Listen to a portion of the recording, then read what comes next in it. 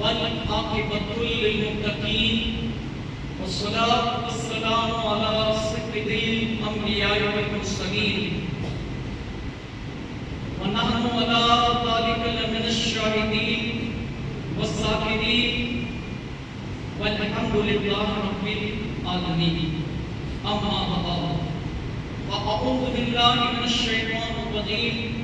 بفضل وبركته بسم الله الرحمن الرحيم.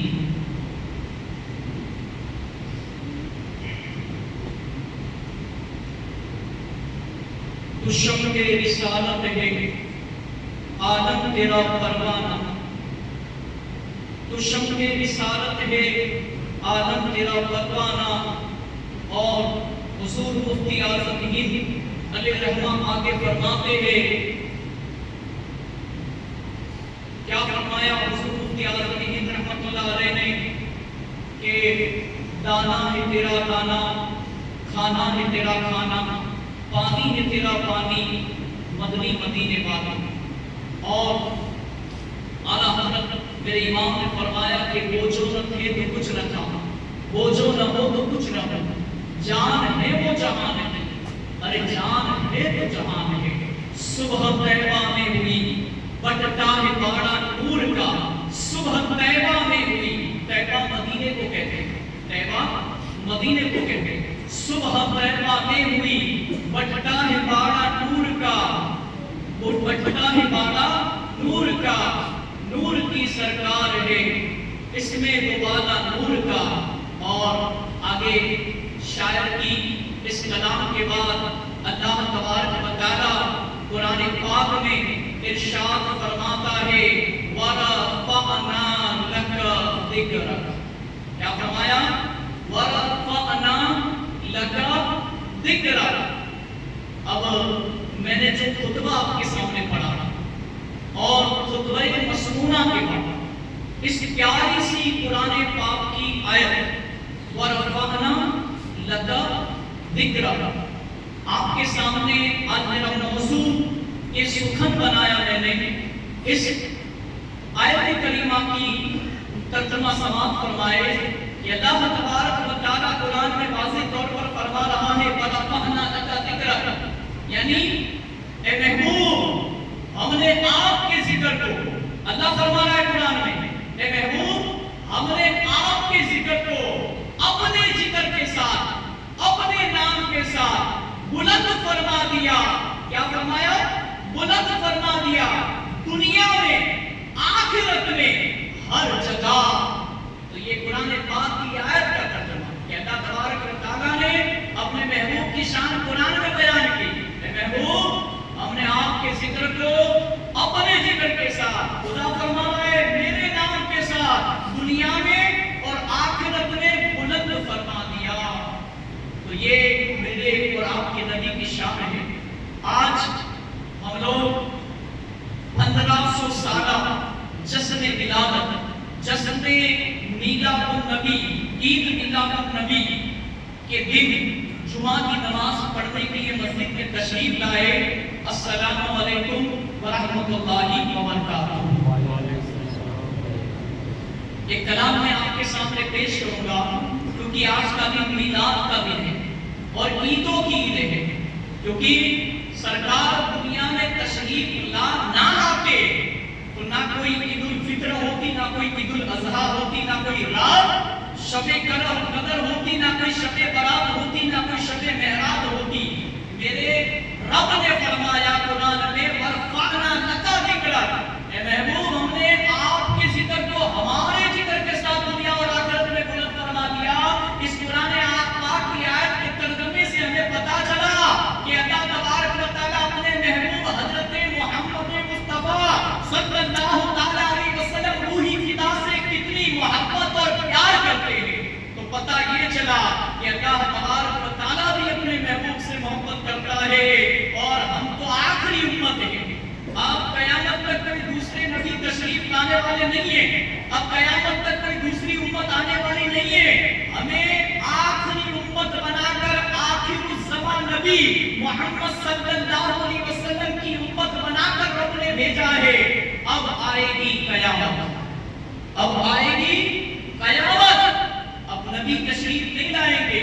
صحابہ کا دور چلا گیا, نبیوں کا دور چلا گیا, مگر مسجدوں کے امام یہ وارث الانبیاء ہے, یہ نائب رسول ہے. اب ان کی ذمہ داری ہے کہ اللہ کے دین کو اللہ کے رسول نے صحابہ کو سکھایا, صحابہ نے تابعین تابعین کو سکھایا, انہوں نے اولیاء اللہ کو سکھایا, ولیوں کو سکھایا, اور ان سے ہوتا ہوا ہم تک یہ دین پہنچا ہے. ہمیں کوئی قربانی نہیں دینی پڑی, صرف ہمیں اتنی قربانی دینی ہے کہ جب مسجد سے آواز آئے حی علی الصلاۃ حی علی الفلاح, آؤ نماز کی طرف, آؤ کامیابی کی طرف, آ کر اللہ کی بارگاہ میں سجدہ کر لو گے, آپ نے خدا کی عبادت کا حق ادا کر دیا. نہ ہمیں جان کی قربانی دینی ہے, نہ خون بہانا ہے, نہ مال کی قربانی دینی ہے. یہ اللہ کے پیارے نبی کے پیارے صحابہ اگر پوری دنیا کے چپے چپے میں خدا کے رسول کے حکم سے نہ جاتے تو آج ملک ہند میں یہ جو اسلام ہرا بھرا نظر آ رہا ہے نا, آج ہم 1500 سالہ جشن ولادت کا دن یہ منا رہے ہیں, یہ صحابہ کی محنت کا نتیجہ ہے, دین کی خدمت کا نتیجہ ہے, اللہ والوں کی غریب نواز کی یہ خدمت دین کا نتیجہ ہے کہ جب دنیا کے اندر ایسے ایسے اللہ کے ولی آئے, صحابہ آئے, نبی آئے, اب آخری دور تک قیامت تک اس منبر سے, اس منبر رسول سے آپ کو نائب رسول سمجھائیں گے. قرآن میں فرمایا کہ مسلمانوں کو سمجھاؤ, سمجھانا فائدہ دیتا ہے. آج 1500 سالہ جشن عید میلاد النبی ہے. میں آپ کے سامنے مختصر کلام پیش کروں گا, اچھا لگے تو سبحان اللہ ضرور کہے, کیونکہ سبحان اللہ کا مطلب ہوتا ہے کہ اللہ تو پاک ہے, اور ایک مرتبہ سبحان اللہ کہو گے فرشتے آپ کے اعمال نامے میں 10 نیکیاں لکھیں گے. تو میرے ساتھ مل کر حضور کی بارگاہ میں سب سے پہلے درود و سلام کا ہدیہ نذرانہ تحفہ پیش کرے اور پڑھے صلی اللہ علیہ رسول وسلم علیکہ یا حبیب اللہ. یہ کہتی تھی گھر گھر میں جا کر حلیمہ, یہ کہتی تھی گھر گھر میں جا کر حلیمہ, میرے گھر میں خیر الورا آ گئے ہیں, بڑے اونچ پر ہے یہ میرا مقدر, میرے گھر حبیب خدا آ گئے ہیں, میرے گھر میں خیر الورا آ گئے ہیں. اٹھی چار سو رہے مکوں کی گھٹائیں, معطر معطر ہے ساری فضائیں, خوشی میں یہ جبریل نغمے سنائے, وہ شاہ روزے جزا آ گئے ہیں, میرے گھر حبیب خدا آ گئے ہیں. یہ ظلمت سے کہیں تو اندھیرے اٹھا لے, یہ ہے ہر طرف اب اجالے اجالے, کہاں جن کو حق نے سراجا منیرا, میرے گھر وہ خیر الورا آ گئے ہیں, میرے گھر حبیب خدا آ گئے ہیں. یہاں پر مجھے ایک واقعہ یاد آیا, جب بی بی حلیمہ ہمارے پیارے آقا صلی اللہ تعالیٰ علیہ وسلم جب دنیا میں تشریف لائے تو بی بی آمنہ کے گھر جب تشریف لائے اللہ کے رسول رسول پیر کا دن تھا، صبح صادق کا وقت تھا اور سہانا وقت تھا، فجر کی نماز کا وقت شروع ہوتا ہے، وہ پیارا پیارا صبح صادق کے وقت ہمارے اور آپ کے سرکار صلی اللہ علیہ وسلم جب دنیا میں تشریف لائے تو دریا تھا، ایک دریا بتایا جاتا ہے کتابوں میں جس کا نام ساوا تھا، دریائے ساوا، اس میں لوگ اپنے زندہ بچیوں کو اور بچوں کو ڈال دیا کرتے تھے، انہیں مار ڈالتے تھے، اور یہاں تک بتایا جاتا ہے کہ وہ دریا یوں سمجھ لو حضور کے پیدا ہوتے ہی سوکھ گیا، کیونکہ اس دریا میں جد کیا جاتا تھا، اس دریا کے اندر کتابوں میں بتایا جاتا ہے کہ وہ دریائے ساوا پورا خشک ہو گیا، سوکھ گیا، اور ایک جگہ اور فرمایا جب بی بی آمینہ رضی اللہ تعالیٰ عنہ کے گھر اللہ کے پیارے رسول محمد پیغمبر صلی اللہ علیہ وسلم کی ولادت ہوئی اور پیدا ہوتے ہی تھوڑا عرصہ تقریباً بتایا جاتا ہے کہ بی بی آمینہ رضی اللہ تعالیٰ عنہ نے 7 برس کی عمر تک محمد مصطفیٰ اپنے لگتے جگر کو دودھ پلایا، اس کے بعد جو ابو جہل کی لونی تھی جو سویبہ، ہم نے پچھلے دنوں یہ واقعہ سنا تھا کہ وہ سویبہ لونی نے کچھ دنوں تک حضور پاک صلی اللہ علیہ وسلم کو دودھ پلایا، ان کے بعد باری آئی دائی حلیمہ رضی اللہ تعالیٰ عنہ کی، انہوں نے 2 برس تک ہمارے پیارے آقا صلی اللہ علیہ وسلم کو دودھ نوش فرمایا، دودھ پلایا، وہ بتاتی ہے، وہ کہتی تھی گھر گھر جا کر کہ آمنہ کے گھر گلشن کے مہکتے پھول دو جہاں کے آقا محمد مصطفیٰ صلی اللہ علیہ وسلم کی پیدائش ہوئی ہے، وہ تشریف لائے ہیں، اور یہ کہا جاتا ہے کہ دائی حلیمہ رضی اللہ تعالیٰ عنہ بتاتی ہے، حضور کا معجزہ بیان کرتی ہے کہ جب میں محمد صلی اللہ علیہ وسلم کو رات کی تاریکیوں میں، رات کے اندھیرے میں دودھ پلایا کرتی تھی، میرے گھر میں حضور کے نورانی چہرے کی برکت سے پورا گھر روشن ہو جایا کرتا تھا۔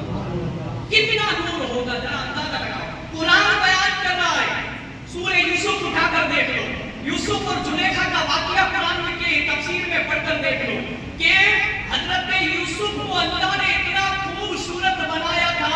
کہ مصر کی عورتوں نے جب حضرت یوسف کا چہرہ دیکھا تو وہ صرف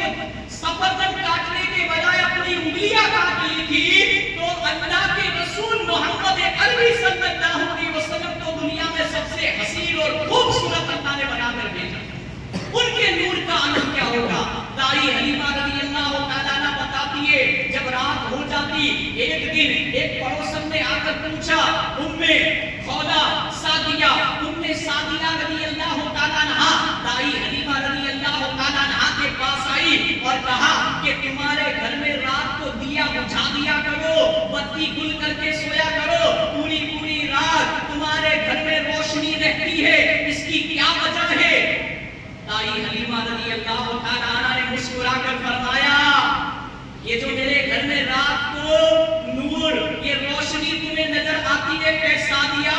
یہ کوئی اور روشنی نہیں ہے، یہ حضور کا معجزہ ہے، محمد عربی صلی اللہ علیہ وسلم کو اللہ نے نور سے بنایا، اور وہ انسان تو ہے مگر ہماری طرح نہیں، بصر نہیں ہے، خیر البصر بنا کر، نور علی نور بنا کر ہمارے بیچ میں اللہ نے اپنا آخری نبی محمد پیغمبر صلی اللہ علیہ وسلم کو دنیا میں بھیجا، اور یہ انہی کے چہرے کا روشنی، انہی کے چہرے کا نور ہے کہ میرا پورا گھر نور علی نور ہو جایا کرتا ہے،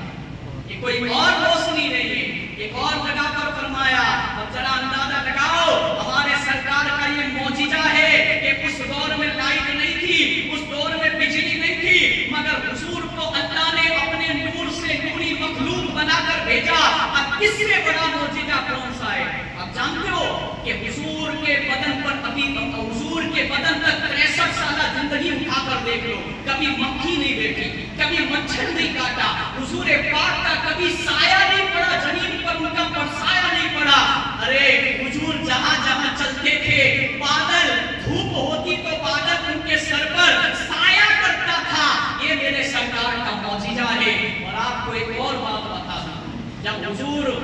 مدینہ میں حضور جب دنیا میں تشریف لائے، دنیا میں پیدا ہوئے،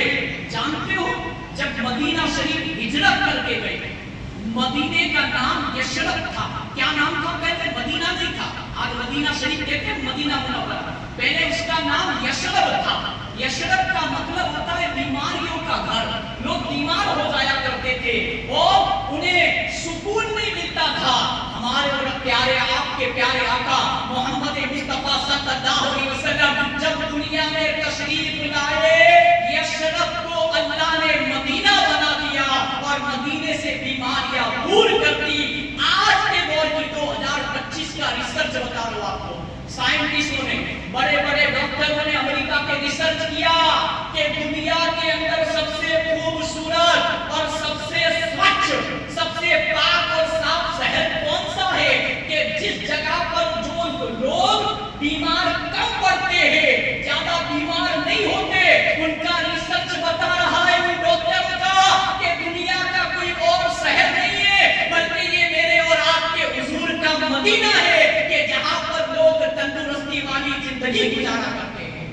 یہ آج کی بات بتا رہا ہوں، آج کی بات 2025 کی. اب ذرا اندازہ لگاؤ میرے اور آپ کے نبی پاک صلی اللہ علیہ وسلم کا مقام و مرتبہ کیا ہوگا. اور یہاں تک فرمایا کہ جب دنیا میں حضور پاک صلی اللہ علیہ وسلم تشریف لائے